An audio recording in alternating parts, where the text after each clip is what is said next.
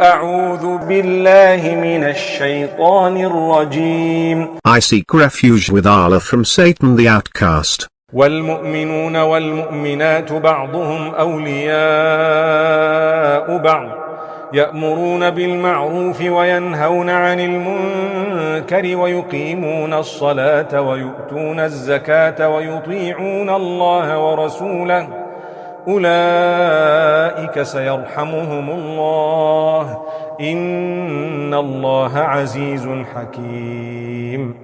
The believing men and believing women are friends of one another. They advocate virtue, forbid evil, perform the prayers, practice charity, and obey Allah and His Messenger. These, Allah will have mercy on them. Allah is noble and wise.